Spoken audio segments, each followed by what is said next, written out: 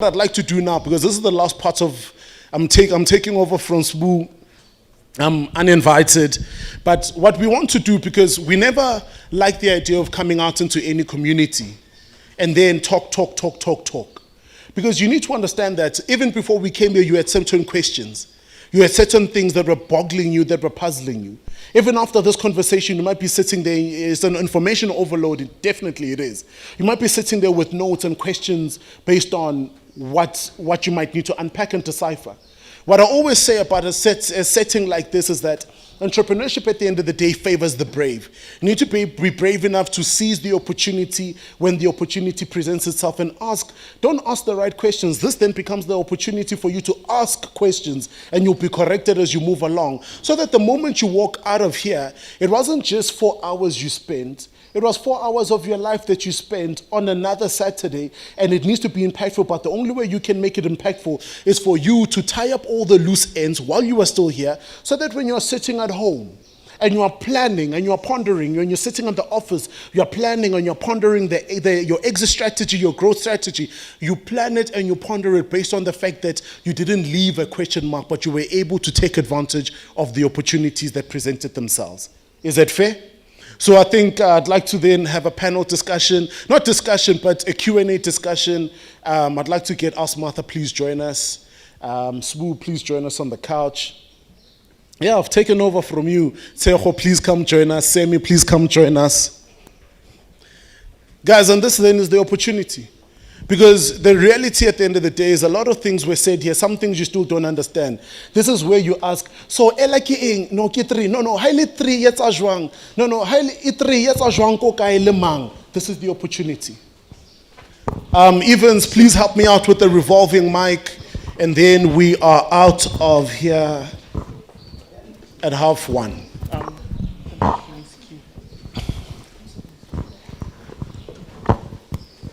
Sure, so, cool.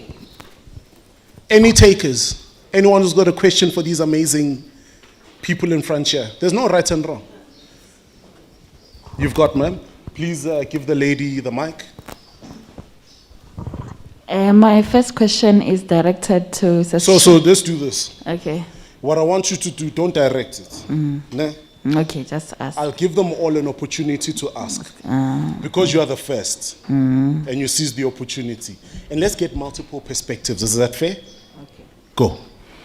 I wanted to ask, especially that now we are in Women's Month, I wanted to ask, have you ever felt that your gender has in one way or the other limited you in terms of, your way of doing business or any other challenges that kind of reminded you of a woman? Like personally, there are certain deals and invoices that sometimes I have to get and I feel like, hey, I need manpower. I want to know, are you always on your own, or do you always, you always feel like you can do that? And to Brother Semi, I wanted to understand, what does it take from the production up until the end products, or the end product? What does it take, and does it drain you? Like, do you have control of the whole chain system? Thank you. I got it here. So how do I answer this? So there's different scenarios, right? And I think let's say it's in a boardroom situation. You would need to read the room and understand who is in the boardroom. There are people who connect better with men. Let's say there are men who would connect better with men. And in that situation, I would call up a man that I work with to ensure that they are in the boardroom with me. Does that mean that it limits me and my capabilities? No, absolutely not. It just means you need to understand when it's the time where you need other people to support you in the room. And as a woman, yes, there are challenges in business. There are people and men who you will want to work with you, but they also want to take some advantage of you. So like in a meeting, he feels it's fine to touch you on your thigh. and it's not okay. And it does happen because there are men who don't see a problem with doing that. So my method is that because I'm in an industry where I work with different people all the time, there are barriers I don't cross. There are men that I work with that I will never flirt with or respond to them flirting with me, or I will ensure that you know that you and I are working. There is nothing beyond that. We and spend time together, it's fine, but there's a way in which, as a woman, you need to conduct yourself in business. There's also a way you need to dress, which is a conversation for another time, because unfortunately, we do get judged more intensively than men. And then my second point as to, I think you asked about, Kana, what did you ask about? Oh, I was going to point out to what Sbu said in his talk, that you need to have an that you need to have an accountability partner. He's my accountability partner, Pulelani. I go to him. He knows when there are situations where I feel I need a man, then I go to him. So I believe that in business, as a woman especially, you do need those men who will be there for you, who will hold your hand. And also, the reality is men do hustle better than women in business. That is the reality. So you need them. Ask Martha, your perspective on this question. So it's quite interesting because I mean I'm not in running a business, but look, my perspective will probably be to and probably echoing what my sister was saying. It's also how we show up as women and how we treat, or how we sort of lead men into how to treat us. I think that is quite important. So as you show up, you're actually saying, this is how I'm expecting you to treat me, as your equal, and to actually understand that, there are men out there as well who are there to support us, and we need to take that advantage to say that no, not all the men are out there to actually take advantage of you, but that those who are actually in our corner. So we just need to open up all of those conversations and make sure that we show up properly. As a woman, you need to show up properly, and like I'm saying, that there are lots, she's saying, she's giving a beautiful example that Bulelan, who happens to be a guy, is her accountability partner. So she is able to point out certain things that she might not be aware of, because that is a reality. She sees things from a different perspective, and he has his own perspective on certain issues. So I think for me, it's about how we show up as women, how we teach other people to actually treat us. So for me, that becomes quite key. How are you showing up? What are you projecting? What are you projecting when you show up? To the other gender, or as a woman, how do you show up, basically? Yeah, thanks, Osman. Sammy, the branding question, and Sbu, the branding. R&D. What is R&D? And what is this in the simplest form? How can I utilize that in my business as a small business? Just a snippet, so that we become as simplistic but as impactful as possible. Hit me with that one. Okay. So R&D in simple terms is what? Huh? So R&D in simple terms, and I won't even go to the abbreviation, is literally development of the product. It's you understanding the core, what goes into your water, what goes into your shoe, your sneakers, your socks. That's where it starts. And I believe every entrepreneur, when they develop a product, they have to meet the monster called R&D. And it becomes a Chinese. And I've always said to entrepreneur, if you're entering a different space that you do not understand, take time to learn. Don't take a shortcut and hire somebody. Because many of us, we do that. You will hire somebody when you understand your business, when you understand your foundation. The beauty about starting a business on your own, you can be a delivery guy, you can be a sales, you can be a marketing. And when it comes to R&D and production, you have to be there physically. And more factories, they cut corners where they say, oh no, we'll tell you when your product is done. You have to insist to be there present. You have to insist in making sure that you sign off. Why would you allow anyone to sign off your vision and then you get an end product? It's so critical that you involve. You must never look at the journey of your business or the new division of your business as, yeah, I've got experts that who can do. Be the expert that you want to be. Understand the language, mingle with them, have lunch with them, and create a friendly atmosphere where they don't feel threatened, because factories that we outsource sometimes, they do, especially when you are the principal of the product, always being present. But at the same time, it's always nice when things go wrong. It's almost like when you service a car. Halfway through the service, you get a call, hey, sir, we finished to do this, we want to change the brake pads. But when you're there during production, the buck stops with you. And you now start to understand in investing time into your product. And I always encourage entrepreneurs that you don't have to have your own factory now, but get to start to change the way you think in buying time. Us, as a company, what we do with the factories that we work with, we don't outsource them or as contract packers, but what we do is we buy time. And by doing so, that means we bring our own people and the hours allocated for us, we're doing our own production. Later on in our business stage, we're able to transfer the skills, because all of that is a foundation for you to transfer to employment and create entrepreneurship.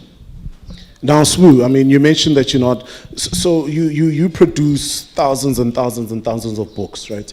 Amen. So I think maybe in just answering and unpacking that, and I think the next person with a question, please cue yourself, we're coming to you now. How do you manage that cycle? Because I mean, production for me is intricate. You can't produce too much, and it buggers up your cash flow without having the right sort of pipeline. So how do you scale it or manage it in such a way where enough is enough, but you're also not in a position where there's a big demand and you can't service the demand? Yeah, so when I started, I didn't have the money to bring people into the whole value chain, you know. So you write a book, after you write a book, you need a designer must go print, you need money for to print the books, etc. The whole value chain is quite capital intensive. So one of the things that you can do, I mean, you're sitting here and you're like, but I cannot shell it to bring these people on board, or I don't even have money to get these people. So there's a guy called Lebo Kunguluza, he's a dragon, he's an entrepreneur, and his story is something I'd like to share with you. Waqala business, he's running an accounting firm, but he's looking for an office. But ana chelete ya rent. So what he does is that he approaches the firm and he says, I don't have the money to rent, I can azar, but lale office and I'd love to use this office. So what we can do is something called, it's barter.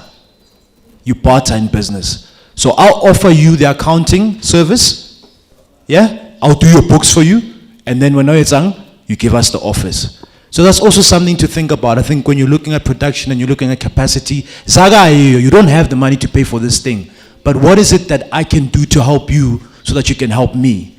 Because I think capital is one of the things that gets in our way. I cannot check your producer, or I don't have money to do a design. I don't have money to do this. Think of it in terms of bartering.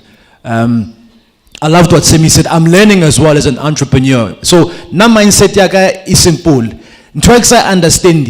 Understand, bring them on board and let them do what they have to do. So I don't even want to know which, when I think about it, the approach could get me in trouble because I'm not then understanding the language that they're having. Maybe bang shamo sighting and I can understand lang. So that was my mindset. Sia, you design. Okay, ndwana shayage design. But one thing that I then learned from Bulelani is if I'm getting these people to do different things in terms of the production, I must then get different quotes from different people.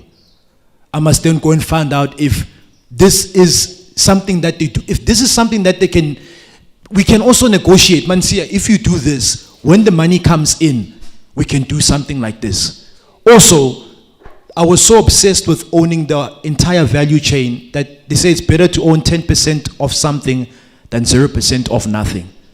Dwana, let's sign. Maspopa, when we sell this thing, you can take a 10% share and I'll take a 90%. So sometimes what we talk about only once, what I want you to do is do this service. When this thing works with you, because we need you, utanka 10% and then I'll take the 90. Whereas if you want to own the whole thing and you're not going to pay, then you're not going to make money. And lastly, it's about contracts, especially when you're working with people. I learned it again from Bulelane. Not even Taki, just entrepreneurs. But we haven't put it down. So if it's not black and white and signature, then you must forget it. Every time we agree, but it's not on black and white. Make sure that it's on black and white contract, then yeah, you move. Thank you so much, my lady. Did we over answer you? You good? Is there anyone else who's got a question? Okay, cool. I'll come to the lady Evans. So lady there, the lady there. But before, you touched on something amazing, right? And thank you for sparking that because it's Women's Month. And I think as a man, you know, I think one of the things, just a quick one, anytime I've went to a boardroom and presented, whether boardroom, office, or kai, you know, most of the time I present and the people who are on the other side who are leading those offices are men. But they're leading it from a frontal perspective. The people who are driving the genius ideas are women. And I think my then humble plea to all the women is, you know, I think, what's this, own your throne. You know, don't, because in anything, in any industry, you find that when a woman puts her mind onto anything, she could beat a man 10 out of 10. Own the industry. And I think just on the second part, as a man, you know, we need to then change how we view women. Beautiful, not tall, dark, thick, whatever. When you help a woman, it doesn't mean let's have sex. When you help a woman, you can open up a door for someone without expecting anything that is of the other. Let's change how we view women. Because you sort of look at the past 30 days, I think the 30 days or 2 months, I think the Minister Begekele was talking about the fact that over 10,000 women were raped in this time. It starts with us. The conversations that we're having, Lidimpinchi, and this then trickles down to how we then engage fellow business partners, suppliers, contractors. It's changing how we view women, that they are not a level beneath, but we are par to par. Let's open up doors for them because we know that they are equally competent and it's not supporting or doing them favor, but they can deliver. Cool. Let's go to the lady over here, and then we've got the lady over there in the, yeah.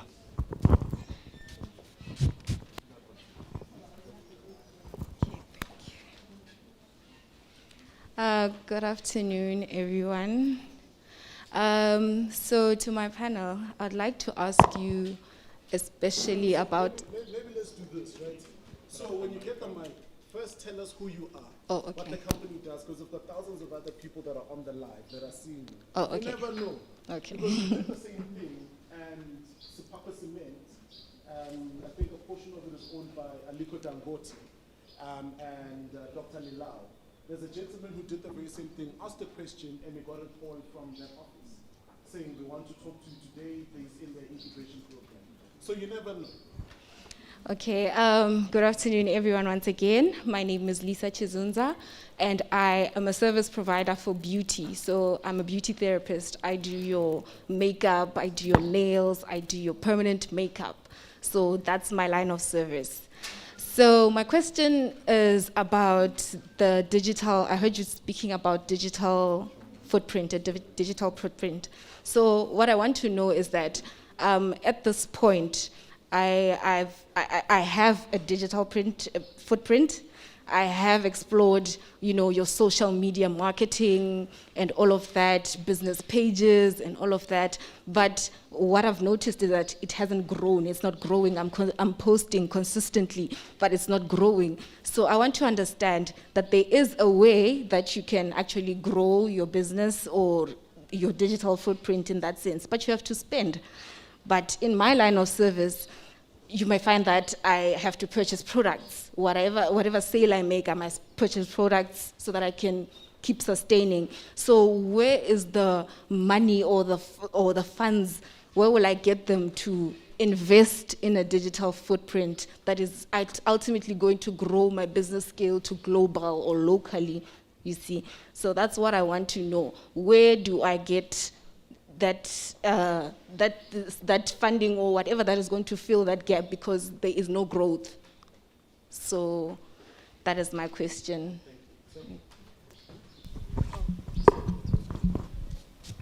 The question shouldn't be, where should I get the money? The question should be, do I want to grow my pages? Do I want to get and reach my target audience? And if your answer is yes, then you start from as little as 30 Rand. I think that's the lowest boosting package on Facebook. It's 30 Rands. You can borrow 30 Rands. Or konotopa 30 Rands. You know, you can find 30 Rands. You can ask family. I think we limit ourselves by once we put the money factor into the dream and the vision, that's when you start with the limitation. And it shouldn't be that way. There is, and when you research and you spend time to research, I don't know if internet cafes are still popular now, but I know when I started my business, then I would go, it used to be about 5 Rand for 30 minutes or 10 Rand for an hour, and you'd go and you do your research. So I mentioned this before, that you need to use what you have. If you can spend 30 Rands on a cup of coffee or buying Coke, you can boost your posts. Boost your posts on social media. Add hashtags when you're posting. And what Instagram does is, when you add hashtag branding, for example, hashtag branding, before you finish typing the word branding, you will see it will show a list of other hashtags. The reason why it shows those lists is because there's other people who are following those hashtags. That's one of the ways you can use social media to get the right audience. So you also need to follow hashtags. So the same as you would follow individuals and follow businesses, follow hashtags, but ensure that every single post you use, that's why many people use a lot of hashtags, and then boost, if you don't have the budget, boost the most important posts. So let's say if you want to put up your price list, that's important, boost it. And once utola more money, add more money to it and boost it. But the reality is, whatever sense that you have, it can work in your business. Invest in your business. Don't wait until you want to get funding. Don't wait until you need 10,000 Rands. Spend that 10 Rand, that 5 Rand, and do whatever it takes. If you've got data, you can push your business on WhatsApp as well. Push it on WhatsApp. So there's so many platforms where you can advertise your business for zero Rands. Money should never be a factor. Okay. Sally? Briefly, and then we'll keep it moving. Okay. So I think the first thing for me is to separate two things for you. One is the issue of having numbers on your page and confuse it to participation. That's number one, right? You can have 500 people on your page, and you can have 100,000 people on your page, but the 100,000 may not participate. And don't confuse the likes to business, you running a business, or return of investment. What you need to do is the rand that is already as a revenue coming in, because you're already providing a service to people. You're doing their hair or you're doing their makeup, whatever that you do, accommodate for activities that will give you a return of investment. And at this stage, your business really need a focused target marketing. I'm not a fan of boosting posts on Facebook unless I have a reason why I'm boosting it. It's either maybe I'm boosting it for awareness, or I'm boosting, just to keep the activity. But I always believe in starting within the business, the customers that you already have. Build a database. If today I've been there for my hair, you want me to come back to do my nails, right? So you give me a discount, you're enticing me, right? So this is your market already, that's your route. You want to be advertising on the people that are already supporting. When you go on Facebook, it's not a question of I'm spending 50 Rand, I'm expecting 150. It becomes an exercise of my brand needs to be there. Then your expectations now, they're starting to be measurable on what you want to expect as what you will give in terms of your marketing. But you already have the database. Use that database right now. Now, I think to that, right, Asmartha, earlier on you mentioned the fact that you'd give out as WRC the grant. No, not grant, but a voucher for them to go and do learning. Could that voucher be purposed by any entrepreneur for digital skills of their choosing?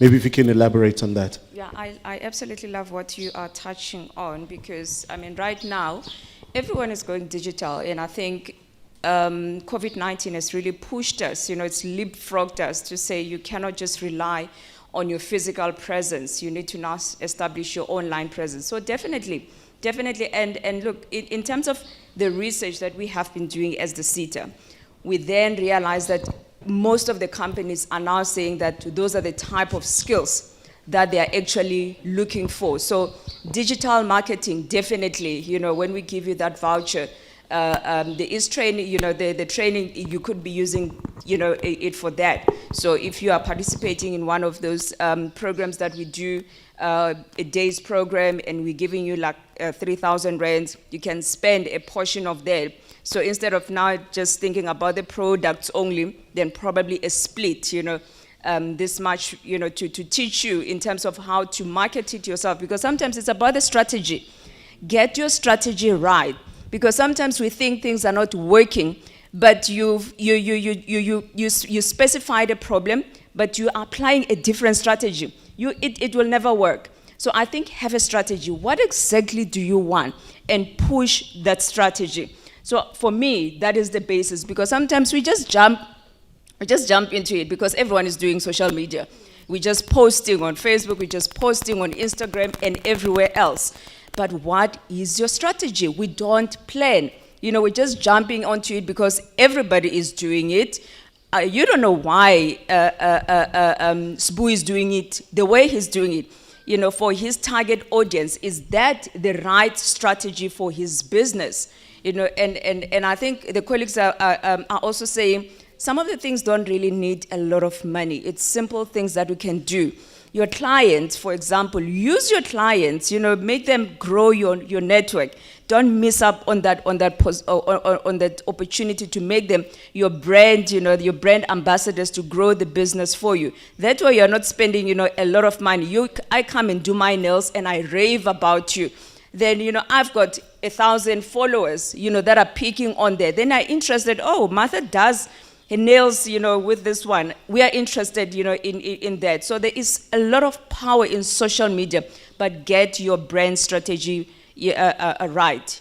You need to know why are you doing it, what do you want to achieve out of it, and how you're going to do it. So I think go back to your strategy and just look at how you've been doing things and perhaps take it from there.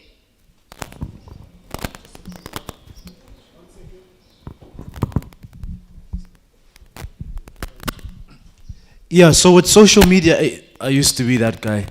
Like these people on Facebook, they just like my posts about my book, but they don't buy them. I'm Borambi, just liking. I don't want your likes. If you do, I want money. You must. Then I realized I had to look at my post. And I realized that people want you to tell them what they must do. Do you want us to share the post about, do you want us to book a session?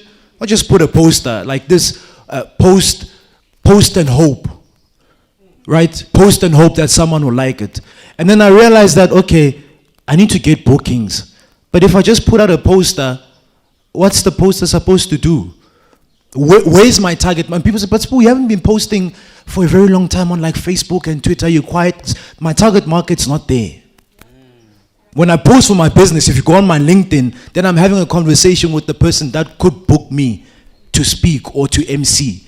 And so one of the things that you could do as well is you have someone come in, you do their nails, beauty, what they promote on their social media, and you can even incentivize them. That's how we work as individuals. I said, share this with your people. If I get a gig from you, haven't done this, and haven't shared it on your platform, you'll get 10%.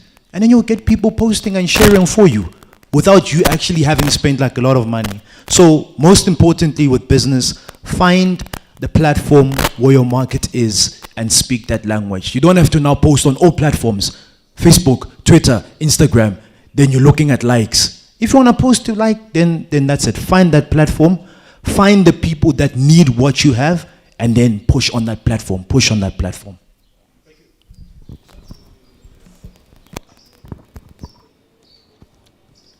Good day, everyone. I'm Dikeledi Seleka. I'm into food and cooking, and I'm making homemade sauces. I make platters. I'm not so big on catering a large group of masses, but I like intimate and, private functions. That's my target. But now my question to the WNR-SETA is, have you ever come across a situation where you had to assist somebody who's a state employee? Because I am a state employee. I'm looking towards the direction of going big to a point where I'll have to resign, or I'll need to resign to focus on my business, because I'm more passionate when it comes to cooking and being creative in the kitchen. So now, as a state employee, I cannot be on a CK, and I cannot approach things with my name. I have to use somebody else's company, somebody else's name, but then it's not comfortable. You know how we are. People run away with people's money, and I know that I'm the hands behind the business. I'm the creative mind and hands. So have you ever come across a situation where you have somebody who works for the government and needs your assistance? How do you work around that? Because I'm not planning to work for the government forever. I want to create something on my own, but then I cannot be on a CK and approach this directly. How do you come around that? So, okay, that's quite an interesting question, because the people that we work with, they would be running their own businesses, their own registered business. So once you come to us and you've got this business that is registered under you, it means that you would have gone through whatever protocols that would apply to your, to your circumstances or your employer. It means that you would have gotten the necessary approval. But for us, we don't come across that. Like you are saying, it's not allowed. And I'm sure if it was to be picked up, then there will be consequences, as you would know, that it's just not allowed, because the main point is that as government we should be assisting particularly those people who do not have any other source of assistance. And I'm saying this with the greatest of respect, that I, as a government employee, I'm already drawing a salary from the state. So for me to go and start looking for other opportunities that are meant for people who are in lesser advantageous positions, it's also not fair, if you get what I'm saying. So you're almost benefiting twice. Whereas there is someone who is unemployed, there's a young person who's purely unemployed, they have no way of making means for themselves. So it's definitely not allowed. You'll have to now sort of decide, what do you want? Do you want government assistance, or do you want to actually get a salary from government? So that must be a decision that you make for yourself. And I think, as my sister was saying earlier, that she had to work out a plan to say, I now need to resign so that I can pursue this thing, because that is what I want for me. So you've got to choose. You're going to be an entrepreneur, or you want to be a government employee. So I think for us, what's important is the fact that we've got so many unemployed young people who are so desperate for our assistance. So that is where our focus is. So if you're a government employee, you already drawing salary from government, you cannot be double benefiting from what government is actually providing. So I think maybe from your point, you must now decide that, like you're saying, you have a plan of leaving your full-time employment to pursue this. Then start, planning to say, what do I need to do? Start saving for that so that you are fully out of the system. Then you can pursue what assistance is allowed. So it's not something that is actually allowed. No.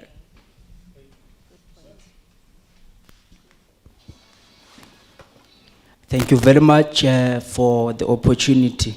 I have few questions to WNR, CETA, and the T. I'll start with the T. That I hope, my name is Evans Mabato. I'm the president of South Africa's Youth Command. It's a non-profit organization.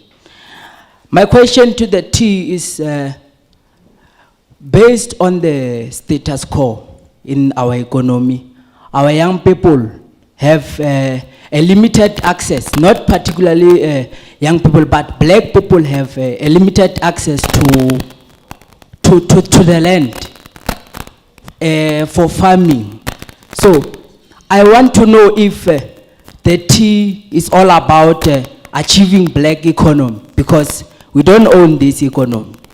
I want to know that how are you willing to achieve the agricultural industry economically by ensuring us that you will bring the land to, you will help to bring the land to the hands of black people. Same as the WNR CETA. You are training people to work in the wholesale and retail market. Are those people granted the land to build their own stores or their own supermarkets? Thank you very much.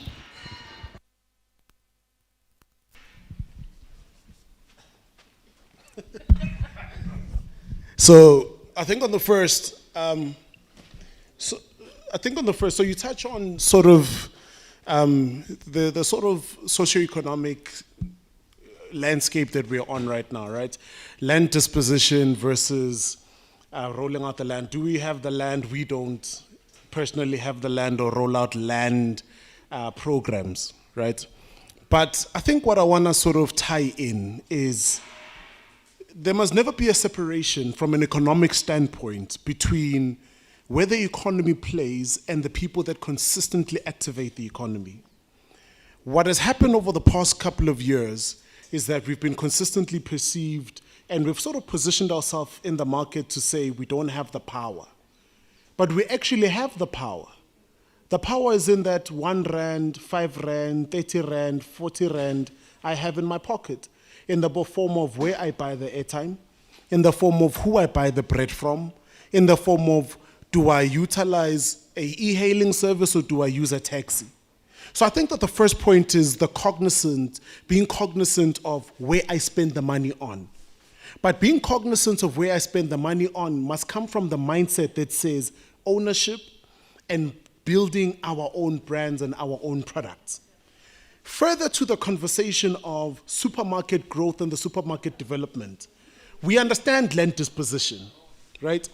But I think where we then need to also then start the conversation from, which is, it's not just economy, but it's socio-economic. It then needs to then start with the ordinary consumer, in them understanding that there is no shame in going to buy grocery ko madi major. But the mindset is, ha ke lo reka grocery, tshwantse ke lo grocery ko town, bang ke bona le gore ke grocery. Because it's all in how we speak about it. You understand? Nana se kilo groza ko madi major. Nakala se kilo groza ko kai kai. You understand me? So we need to then change our mindset and how we view how we view our participation in the economy. Because the moment the consumers and the moment the participants in the economy are able to direct the money in the right places, the industries will inevitably grow. The industries will inevitably develop themselves. Today, I feel more glory or growth or smile when I walk into a place like Sweet Pop's Lifestyle and I'm wearing a Gucci belt. and I make sure that the buckle is out so that everyone knows that I'm wearing a Gucci belt. But why can't I do the same thing with an Inga, a Italia? Why can't I do the same thing wearing a Richemnis? Why can't I do the same thing wearing a Roke Kruketsikisesi? So, way beyond being just given the land, we need the fellow participants in the economy to start to change how they view themselves as participants in the economy, but to actually view themselves as people who can economically grow the economy. Because for years and years, we've created billionaires all over the world. Billionaires we don't even know. We've created them in the form of LVMH, Louis Vuitton, Gucci's, in the form of perfume companies, in the form of ShopRite with the whitey persons in them. If we are saying that it's time to grow the black child, it's time for the consumers within the black communities to start putting their money where their mouth is. What is the money? It's not the hundreds and thousands or the hundreds of millions. It's the 10 rands and the 20 rands and the 30 rands. Then we'll deal with the land conversation in a strategic and a wise manner. I absolutely love what Bulelani has said. It's a bigger problem than just the issue of land. So let me just make, let's look at the scenario that we currently have in the townships, right? We know that there used to be township, stores, the stores that you have in the townships, spaza shops and all of this. Some of them not even spaza shops. They used to be like big stores. I know in my grandmother's village, it's like a huge building. It's not even, like a mini supermarket almost. But when you go there now, today, who is owning that? Who is selling from that shop? Why? And it goes back to what Bulelan was saying, that as black people, are we supporting each other? Those people, I think, they get to a point where they felt that their businesses were not growing, they were not making the money, that it's probably best that I rent it to my friend, then he gives me a rental money, But also, from a skills development perspective, as the city, and this is why we are now we have been looking into the whole issue of training informal traders, one of the programs that I was sharing with you about, because it was precisely for that, because we also don't know how to run these businesses, let alone own this land where the business is. We can't run them. And then the next thing, we have to close. We are forced to close and give it to somebody else. But also, if you look at how my friend are running their businesses, they come together. I don't know if you know about these guys. In a community, they are owning shops. So when they go to a wholesaler to buy, they are clubbing together so that they can get the best price. Then they come back, and that's why they beat us with the pricing. Do you agree?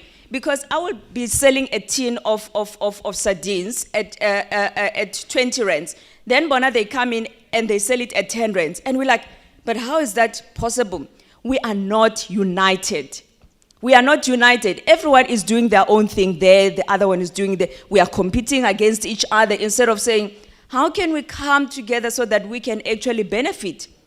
We are also not skilled. That is the other problem. So just to clarify, the mandate of the WNRC, it's skills development. So the land issues, that belongs to government. But I just wanted to give the perspective to say that we've got bigger problems than what we are seeing. So I think we should now also start saying, what are the solutions? Let's come up with the solutions. Let's get together. Let's support each other. Let's support black businesses. I'm all for that. Let's do that. It's the problems are in our communities, and the solutions are also in the community. That's my take. Yeah, so I think it's important to make it clear what T is. T is not a funding institution, we're just a platform. And what we do is we look to bring people who are decision makers and give them this platform. We don't fund, we don't specialize in land. So when someone comes to us and says, we have a problem with 1, 2, 3, 4, we say, here's the platform.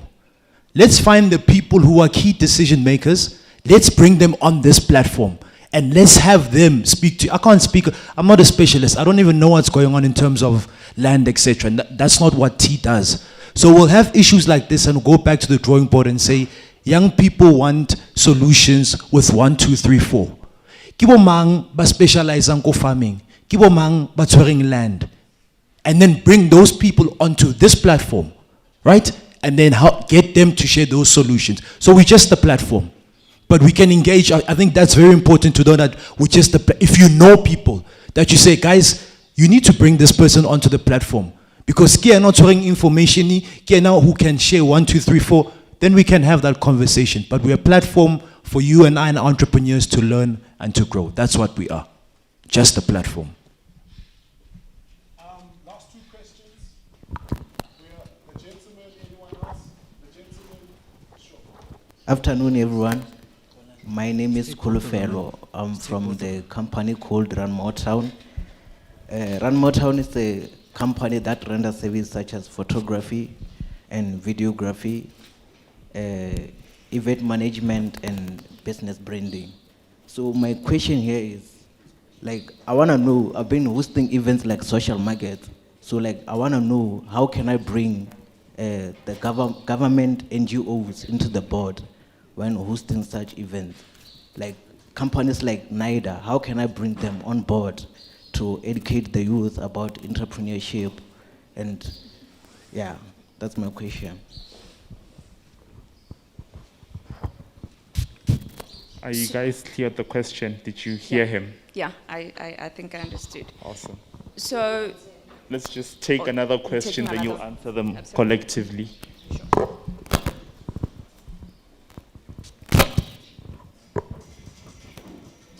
Hello, my name is Ryan, and I'm from Ryan's Produce. My question is directed to WNR and CETA. I just wanted to find clarity in terms of, let's just say, in the likes of Mama, she produces chemicals and sanitizers and everything. She has a product that she is good, and let's just say she enrolls within the entrepreneurial program that you are running right now.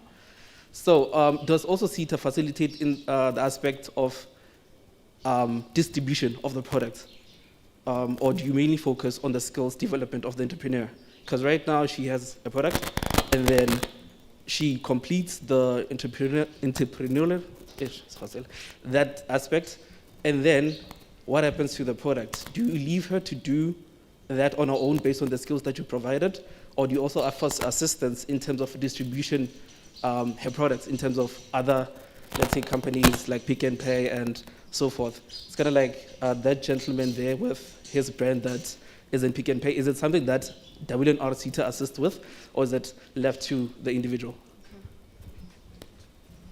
all right. So the answer to the first question is that as government and government agencies and organizations, we have a mandate to make sure that there is awareness that we are creating about our services, because if we don't go out there to create the awareness, there's no way that people will be able to access those services. So it's very simple. You invite us. That's all you need to do. You just need to inform us that we've got an event where you would want us to come and address and share the information. So when it comes to government at that level, they've got provincial offices closer to its towns. In certain instances, also in the township areas. For example, with our CETA, we are in all the 9 provinces. So it's as simple as getting in touch with us and requesting that we come through, and we definitely are going to do that. Okay. In his absence, I hope he has been answered. So in terms of the last question, so the mandate of the WNR CETA is actually skills development. However, we understand that we cannot just be training people and leave them to their own devices.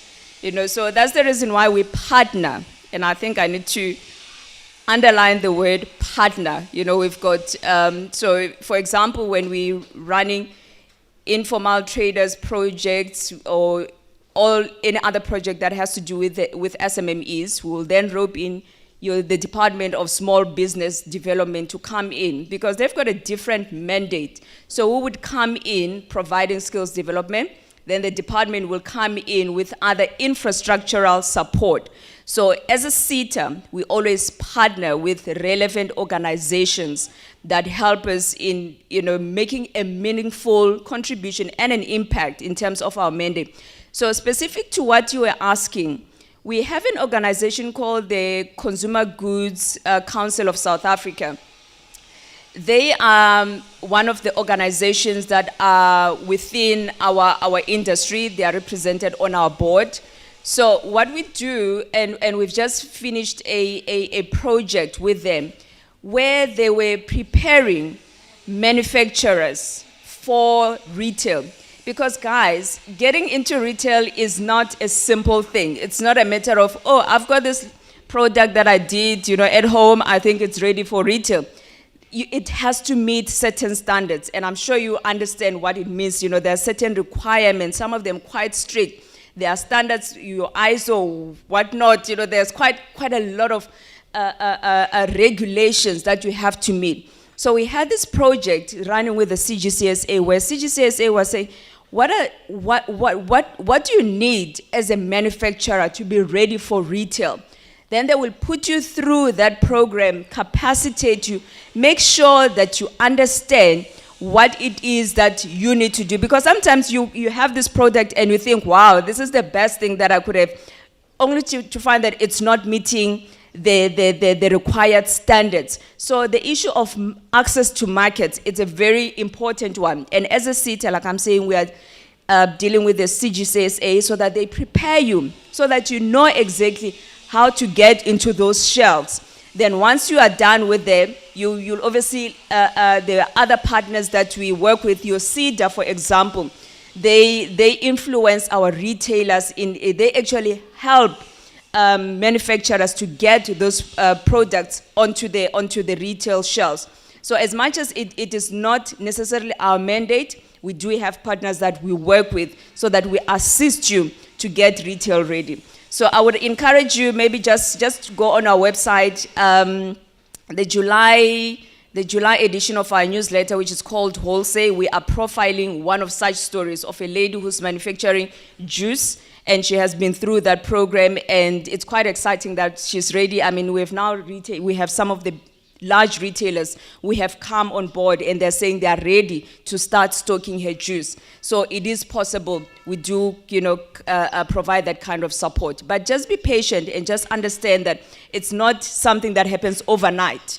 And you need to be prepared to put in the work that is actually required. Because some people, they start, when they realize that it's not as easy as they thought, then they give up. So you have that kind of a support. The CGCSA is there. They also assist. They focus.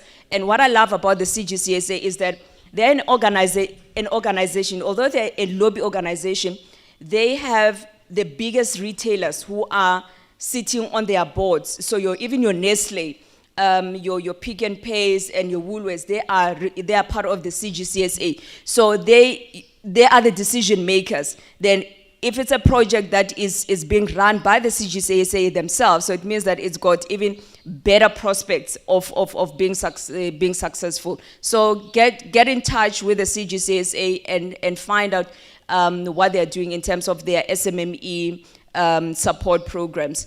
Some of those programs, as the WNR-CETA, we are funding them. Ladies and gentlemen, that is the program for the day. But I think, in wrapping up, maybe from Sbu, just your words of closing, quick, Sammy, words of closing. Tejo, I'll come back to Asmata, words of closing. We wrap it up, we network, we chat. Yeah, for me, it's, sessions like this are great, but I think the real work starts now. You've taken down the notes, you're inspired, you're empowered, you met new people. You follow up. No, it's time to work now. And my parting words is, take yourself seriously, and spend time every day just rebuilding you, working on your personal development every single day. 30 minutes, 1 hour, reviewing today's notes, what the speakers have shared, asking questions, researching, working and building you. Then you'll see the results will come. Trust me, they will come. But it starts with you. So let's go out and do the work now. Wow. I think for me, it has been a good learning curve, because as we are here, through your questions, we're learning. But what I want you to understand is that we all have dreams and hopes are not for selected few. It's all for us to dream and able to work hard to those dreams. Work hard, go out and work hard and believe in your dreams, in understanding that you are already aligned to your purpose. All that you have to do is to show up and activate it with the right kind of people that are also aligned to your business. Don't give up. It is hard. We're all going through COVID-19, and what it takes is that belief and wanting to see your business go forward and succeed. And happy Women's Month to everyone. So what entrepreneurs do very well is post the success stories and talk about the success stories. And the reality is that it's not easy. And as we are all entrepreneurs, we know the journey is not easy. It's a tough one. It's a lonely one. It's a hard one. It's a long one. But my advice, as I'm also a small entrepreneur and in my journey, is that I would advise that you don't stop. And don't stop.